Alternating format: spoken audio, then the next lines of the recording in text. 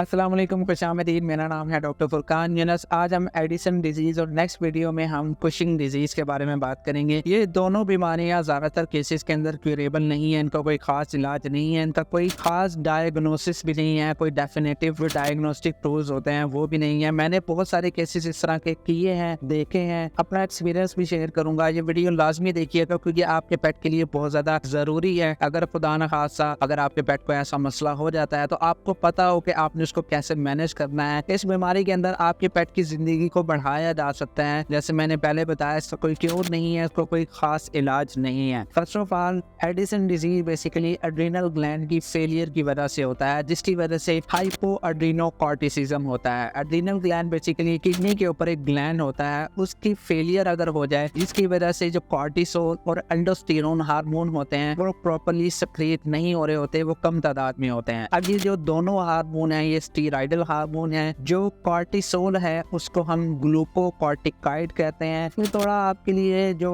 Words हैं ये मुश्किल होंगे, लेकिन आपके लिए थोड़ी सी हिस्ट्री जानना लाजमी है। ग्लूकोकॉर्टिकाइड के कुछ मुख्तलिफ फंक्शन होते हैं जिस्म के अंदर। इसको हम स्ट्रेस हार्मोन भी कहते हैं। ये जिस्म के अंदर फैट, कार्बोहाइड्रेट और प्रोटीन को मेटाबोलाइज करने में मदद देता है, ग्लूकोज को मेंटेन करता है, आरबीसीज को स्टिमुलेट करता है, उसकी प्रोडक्शन को मेंटेन करता है और आपके पेट की जो इन्फ्लेमेशन है उसको कम करता है। सेकेंड हार्मोन एल्डोस्टेरोन, जिसे हम मिनरलोकॉर्टिकाइड भी कहते हैं। इसके नाम से जाहिर है कि ये जिस्म के अंदर कुछ मिनरल्स जो होते हैं, सोडियम, पोटाशियम और क्लोराइड को मेंटेन करता है, उसकी कंसंट्रेशन को मेंटेन करता है। अगर जिस्म के अंदर कंसंट्रेशन मेंटेन नहीं रहेगी जिसकी वजह से मुख्तलिफ जो ऑर्गन्स हैं, खास तौर पे किडनी, लिवर और हार्ट वगैरह का इशू आ सकता है। अब इसके कॉजेज की बात की जाए कि क्या वजूहात हैं, इसकी जो कॉजेज हैं इस बीमारी की वो अननोन है। ज्यादातर केसेस में नहीं पता चलता कि किस वजह से आपके पेट को ये मसला हुआ है, लेकिन कुछ फैक्टर्स और भी आ जाते हैं। अगर आपके पेट में कोई पिट्यूटरी ग्लैंड का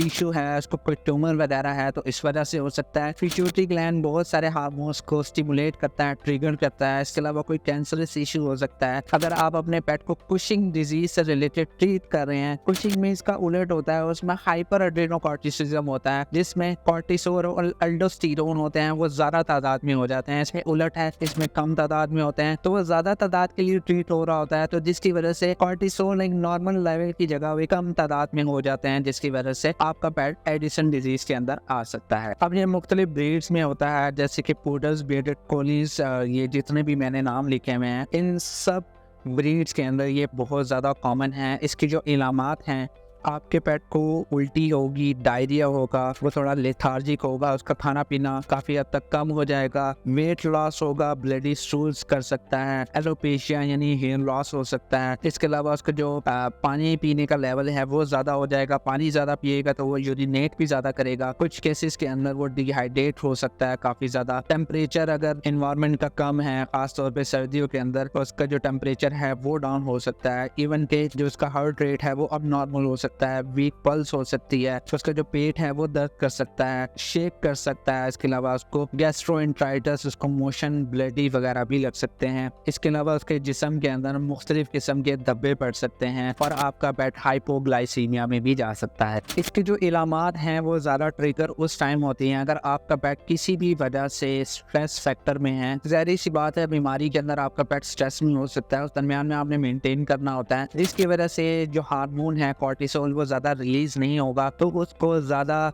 सिम्टम्स, ज़्यादा सीवियर सिम्टम्स आ सकते हैं। अब इस कंडीशन के अंदर आपके जो पेट को हम बेसिकली कंडीशन कहते हैं, एक नाम देते हैं जिसे हम एडिसन डिजीज क्राइसिस कहते हैं। इसमें आपके पेट को ब्लडी डायरिया लग सकता है, उसको बहुत ज़्यादा पेन हो सकता है, आपका पेट कम्प्लीटली एकदम लेथार्जिक हो जाएगा, बिल्कुल लेट जाएगा, उसकी जो वोमिटिंग है वो बहुत ज़्यादा सीवियर हो जाएगी। इस कंडीशन में उसको मेंटेन करना बहुत ज़्यादा मुश्किल हो जाता है। इसका डायग्नोसिस कोई खास नहीं है, मुख्तलिफ टेस्टिंग के जरिए इसको कुछ हद तक डायग्नोस किया जा सकता है। सबसे पहले तो आप पूरी की पूरी ब्लड प्रोफाइल करेंगे जिसमें CBC, LFT, RFT, इसके अलावा आप यूरिनल लाइसिस करवाएंगे। आप देखेंगे कि उसका जो यूरिया का पोटाशियम का लेवल है वो हाई है, नॉर्मली ज़्यादातर केसेस के अंदर हाई ही होता है। इसके अलावा उसके RBCs के प्रोडक्शन को देखेंगे और इलेक्ट्रोलाइट्स की कंसंट्रेशन को देखेंगे, उसके जो जितने भी सोडियम, पोटाशियम या क्लोराइड वगैरह हैं वो किस हद तक तक हैं। जो सबसे ज्यादा जरूरी टेस्ट है उसको हम ACTH कहते हैं, एड्रीनोकॉर्टिकोट्रोफिक हार्मोन। ये बेसिकली स्टिमुलेटिंग टेस्ट इसे कहते हैं, जो बेसिकली कॉर्टिसोल की बेस लाइन बताता है। हम बेसिकली ACTH को उसके जिस्म में इंजेक्ट करते हैं और उसका स्टिमुलेटिंग टेस्ट करते हैं कि लगाने से पहले क्या था,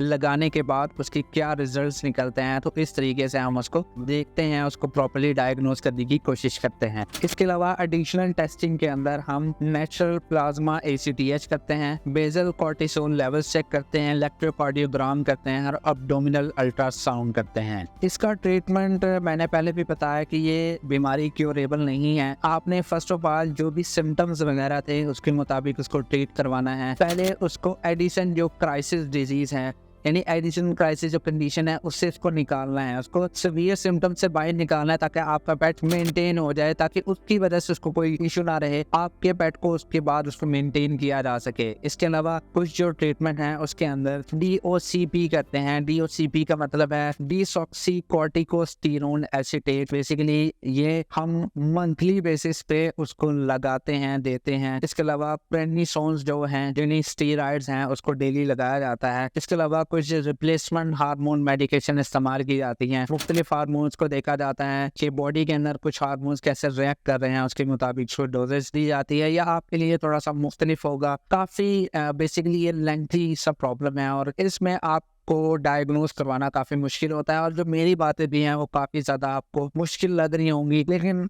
आपको बेहतर ये है कि इसको कुछ चीज़ों पर लिख लें ताकि आप इसको ईजिली बाद में इसको मैयर कर सकें, इसको बाद में आप इजीली डायग्नोज कर सकें। इसके अलावा जो सबसे ज़्यादा ज़रूरी है, अपने पेट को इस दरमियान में मेंटेन करने की कोशिश करें, दूसरे पेट से इसको दूर रखें। मैं उम्मीद करता हूँ कि वीडियो पसंद आई होगी। अगर पसंद आई है तो प्लीज़ लाइक कीजिए, शेयर कीजिए और इस बीमारी से रिलेटेड आपका कोई भी क्वेश्चन है तो प्लीज़ मुझे इनबॉक्स में ज़रूर बताइएगा। और आप हमारे क्लिनिक होप पेट्स क्लिनिक पर भी विजिट कर सकते हैं इस बीमारी से रिलेटेड। मैं उम्मीद करता हूँ कि वीडियो पसंद आई होगी। इंशाल्लाह नेक्स्ट वीडियो में मिलते हैं। खुदा हाफिज़।